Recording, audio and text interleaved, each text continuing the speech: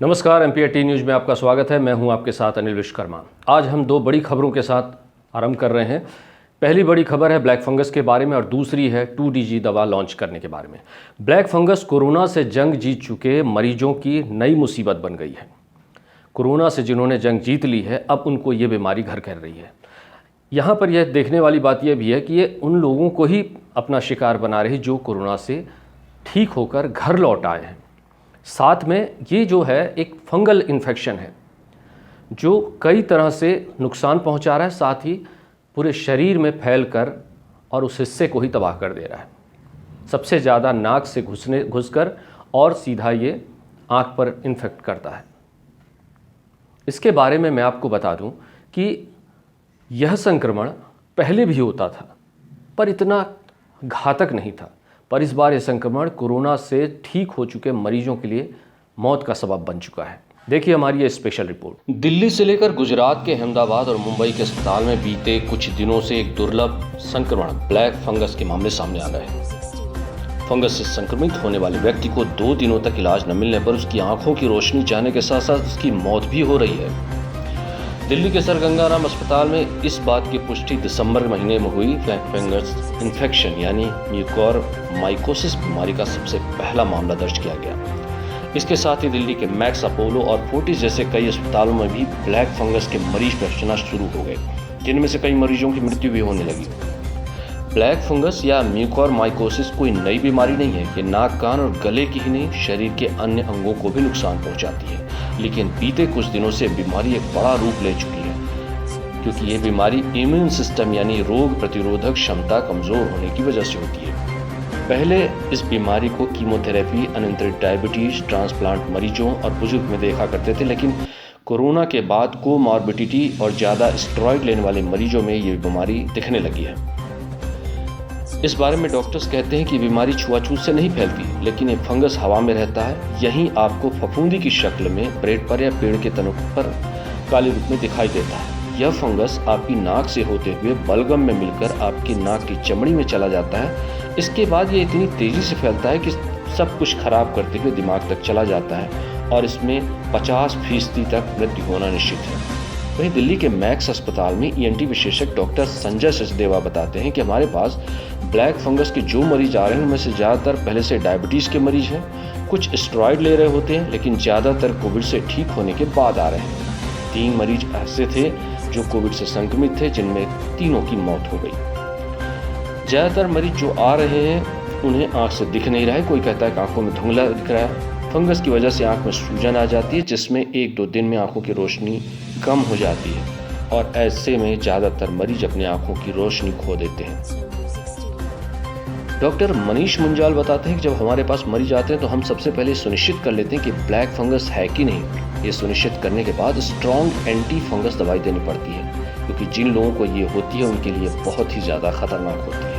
और अगर दवाई से ठीक हो जाता है तो ठीक है, नहीं तो हमें हर उस हिस्से को काटना पड़ता है जिससे फंगस ने नुकसान पहुंचाया होता है, क्योंकि वो हिस्सा गैंग्रीन हो जाता है जिसके पीछे फंगस छिपा होता है और शरीर के अन्य हिस्सों तक पहुंचने लगता है। इसका इलाज भी काफ़ी महंगा है और इसके लिए काफ़ी दिनों तक अस्पताल में रुकना पड़ जाता है और कई लोगों ने इस वजह से अपनी जान भी गंवाई है। ऐसे में ये बीमारी काफ़ी खतरनाक है।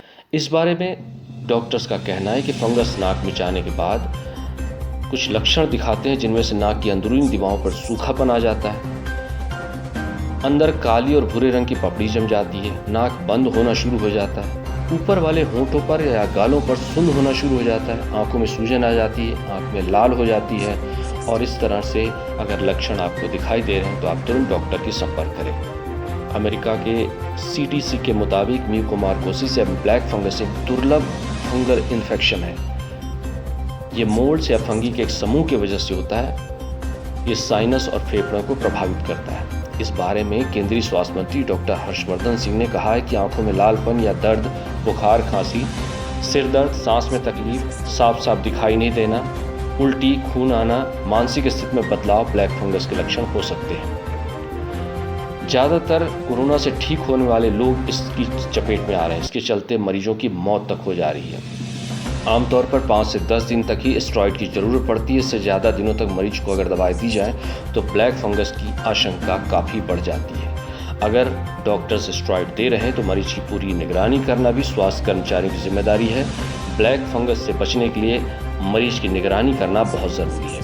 साथ ही इस बारे में ब्लैक फंगस के बारे में सरकार ने भी गाइडलाइन जारी की है। सरकार ने एडवाइस जारी कर यह कहा है कि अगर इस तरह के कोई लक्षण आपको दिखाई देते हैं तो आप तुरंत डॉक्टर से संपर्क करें। पूरे देश में इसने पैर पसारने शुरू कर दिए हैं।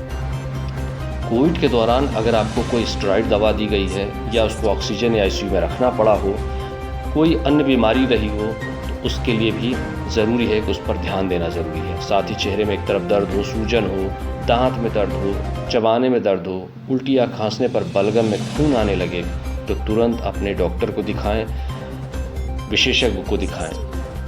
इसके लिए स्वयं कोई दवा न लें, किसी तरह के स्टेरॉइड दवा का प्रयोग न करें। गंभीर मरीज अगर हैं या उस तरह से अगर आप ठीक हुए हैं तो सबसे पहले अपना ध्यान रखना जरूरी है। लक्षण के 5 से 7 दिनों में स्टेरॉइड देने से इसके दुष्परिणाम होते हैं, इसलिए इससे बीमारी बढ़ जाती है। इस जानकारी के लिए सरकार ने ब्लैक फंगस की जानकारी के लिए सरकार ने एडवाइजरी जारी कर दी है। साथ ही ब्लैक फंगस को लेकर हर जिले में, हर शहर में गाइडलाइन भी जारी कर दी है। इस बारे में जगह जगह ब्लैक फंगस से रिलेटेड हॉस्पिटल की अलग से एडवाइजरी जारी की गई है। इस बारे में हमारे doctor eye specialist doctor Ramesh Khatri ने पूरी जानकारी दी। हमें इनको ज़रूर सुनना चाहिए। पूरी जानकारी में उन्होंने ये बताया कि किस तरह ब्लैक फंगस अटैक करता है और उससे क्या क्या सावधानियां बरतनी चाहिए और क्या लक्षण हो सकते हैं। इसके बारे में पूरी जानकारी दे रहे हैं डॉक्टर रमेश खत्री। म्यूकोरमाइकोसिस, जिसे कि आम भाषा में ब्लैक फंगस भी कहते हैं, अभी हाल ही में जब से कोविड-19 की ये जो दूसरी लहर चालू हुई है, इसमें ये मरीज़ जो है काफ़ी ज़्यादा देखने को, इसके केसेस बहुत ज़्यादा देखने को मिल रहे हैं। और ये ख़ासकर ये जो है उन मरीजों में मिलते हैं जो कि ठीक हो रहे हैं या ठीक हो चुके हैं। और ये उन लोगों में ज़्यादा है जिनका कि जो शुगर है, अनियंत्रित शुगर है या बहुत ज़्यादा मात्रा में स्टेरॉइड का सेवन कर रहे हैं, जैसे कि डेक्सामेथासोन, मिथाइल प्रेडनिसोलोन या बीटामिथासोन, या जो ऑक्सीजन पे हैं या जो आईसीयू में एडमिट हैं, और एंटीबायोटिक्स का भी ज़्यादा मात्रा में सेवन कर रहे हैं। और एक और प्रकार के मरीज़ जैसे कि कैंसर और किडनी ट्रांसप्लांट के जो पेशेंट्स हैं, जो उनमें जो दवाइयाँ चल रही हैं, यदि कुछ दवाइयाँ चल रही हैं तो उन पेशेंट्स में भी ये देखने को मिल रहा है। अब आते हैं इनके लक्षणों पे। तो इनके लक्षणों में क्या है, जैसे कि चेहरे पे दर्द होना, सूजन आ जाना एक तरफ या सुन्न हो जाना, दांत में दर्द होना, चबाने में दर्द रहना या दांतों का हिलना, उल्टी और खांसी में खून आ जाना, नज़र कम हो जाना, आँख में दर्द होना या डबल दिखना, और मानसिक स्थिति में परिवर्तन आना। यदि इनमें से किसी भी प्रकार के आपको या किसी को भी लक्षण हो तो वो तुरंत डॉक्टर से संपर्क कर सकते हैं। खासकर वो मरीज जिनका कि हाल ही में कोविड-19 से ग्रस्त हुए हैं और जिन्होंने उपरोक्त दवाइयाँ लिए हों, या जिनको डायबिटीज़ हो या जिन्होंने स्टेरॉइड लिए हों ज़्यादा मात्रा में, और उनके साथ में यदि ये तकलीफ़ है तो उन्हें तुरंत डॉक्टर से संपर्क करना चाहिए, क्योंकि जितना जल्दी हो सकेगा इसका इलाज संभव है। बचाव के लिए जो है इसमें मुख्य रूप से जो और चीज़ें इसमें बताई जाती हैं कि आप स्वयं से किसी प्रकार का कोई स्टेरॉइड या किसी के मित्र के कहने पे या किसी के कहने पे या कोई ऐसा विशेषज्ञ जो उस क्षेत्र का ना हो कहने पे डेक्सामेथासोन, बीटामेथासोन या मिथाइल प्रेडनिसोलोन जैसी दवाइयों का उपयोग न करें। बीमारी शुरू होते ही स्टेरॉइड शुरू नहीं करना है। इसका जो है लगभग 5-6 दिन के बाद ही बीमारी, इस कोविड-19 की बीमारी में स्टेरॉइड शुरू करते हैं, वो भी तब यदि बहुत ज़्यादा सीवियर इन्फेक्शन हो गया हो। और डॉक्टर से किसी न किसी डॉक्टर के संपर्क में रहें। DRDO द्वारा 2DG दवा लॉन्च की गई पिछले हफ्ते और इसमें कहा गया कि यह दवा कोरोना के लिए रामबाण सिद्ध होगी। यह दवा पाउडर फॉर्म में है और 5 से 7 दिनों तक घोलकर पानी में घोलकर पिलाई जा सकने वाली ग्लूकोज की तरह एक दवा है। इसके बारे में भी बहुत सारी बातें बताई गई और यह दवा जून तक डॉक्टर रेड्डीज़ के द्वारा ये बनाई गई, रेड्डी लेबोरेटरीज़ के द्वारा बनाई गई है और जून तक हमारे मरीजों को उपलब्ध हो पाएगी। इसका पूरा सच क्या है और ये दवा कब लॉन्च हुई, क्या हुआ, इसके बारे में सारी जानकारी देखिए हमारी ये स्पेशल रिपोर्ट। रक्षा अनुसंधान विकास संगठन DRDO द्वारा विकसित कोरोना रोधी दवा 2DG जून से सभी अस्पतालों में मिलने लगेगी। अभी यह अखिल भारतीय आयुर्विज्ञान संस्थान एम्स, DRDO, सेना के अस्पतालों में ही उपलब्ध हो सकेगी। इसके अलावा जहां जहां ज़रूरत समझी जाएगी वहां उपलब्ध करा जाएगी। DRDO के अध्यक्ष जीत सतीश रेड्डी ने ये बातें हमारे संवाददाता को बताई। साथ ही राजनाथ सिंह और केंद्रीय स्वास्थ्य मंत्री, रक्षा मंत्री राजनाथ सिंह और केंद्रीय स्वास्थ्य मंत्री डॉक्टर हर्षवर्धन सिंह ने इस दवा का पहला बैच इस्तेमाल के लिए जारी किया है। हम आपको बता दें कि कोविड-19 के इलाज के लिए यह दवा शैशे में पाउडर के रूप में आती है। कोरोना मरीज को इसे पानी में घोलकर लेना होता है। रक्षा मंत्रालय के एक बयान के मुताबिक यह दवा कोरोना वायरस से संक्रमित कोशिकाओं में जमा होती है और वायरल सिंथेसिस और एनर्जी प्रोडक्शन को रोककर वायरस ग्रोथ को रोकती है। वायरस से संक्रमित कोशिकाओं में जाना इस दवा को सबसे कारगर बनाता है। इसके असर के बारे में मंत्रालय का कहना है कि 2DG से जिन मरीजों का इलाज हुआ है उनमें तेज रिकवरी हुई है। वहीं DRDO वैज्ञानिकों और स्वास्थ्य मंत्रालय कहना है कि दवा कोरोना मरीजों को ऑक्सीजन देने पर निर्भरता को कम करती है। DRDO के वैज्ञानिक डॉक्टर सुधीर चंद्रा के मुताबिक यह दवा यानी 2DG 2-ऑक्सी-डी ग्लूकोज है। इस मॉलिक्यूल को लेने से वायरस की ग्रोथ कम हो जाती है। क्लिनिकल ग्रोथ में इसके अच्छे नतीजे आए हैं। दूसरे फेज के ट्रायल में 2 से 3 दिन का फायदा रिकवरी स्टैंडर्ड केयर की तुलना में हो रहा है। फेज 3 ट्रायल में इसका ऑक्सीजन निर्भरता तीसरे दिन 42% मिला है। DRDO प्रमुख जी सतीश रेड्डी के मुताबिक 2DG को ग्लूकोज की तरह पानी में घोलकर पीना है। इसे सुबह और शाम पीना है। इसे मरीज के वजन और डॉक्टर के प्रिस्क्रिप्शन के आधार पर कम से कम 5 से 7 दिन सुबह शाम 2 डोज लेनी है। दरअसल यह दवा ग्लूकोज का एक सब्स्टिट्यूट है। अभी दवा को सेकेंडरी मेडिसिन की तरह इस्तेमाल करने की मंजूरी मिली है।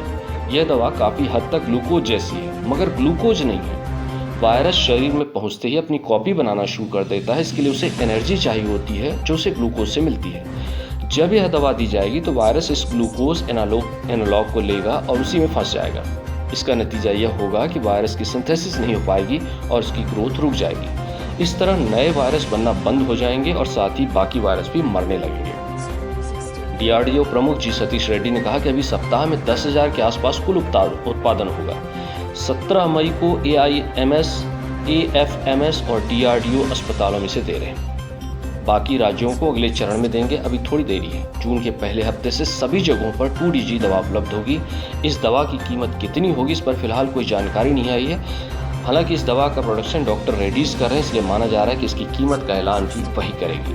ये दोनों चीज़ों के बारे में मैंने आपको बताया, 2DG दवा के बारे में, साथ ही ब्लैक फंगस के बारे में। कल एक बात ट्वीट पर आई जिस पर दिल्ली के मुख्यमंत्री अरविंद केजरीवाल ने ट्वीट कर ये कहा कि सिंगापुर में पाया जाने वाला जो वेरिएंट है बच्चों के लिए ख़तरनाक है। साथ ही उन्होंने यह भी कहा कि सिंगापुर से आने जाने वाली जितनी भी फ़्लाइट्स हैं उनको केंद्र सरकार को कहा कि इन्हें तुरंत बंद कर देनी चाहिए।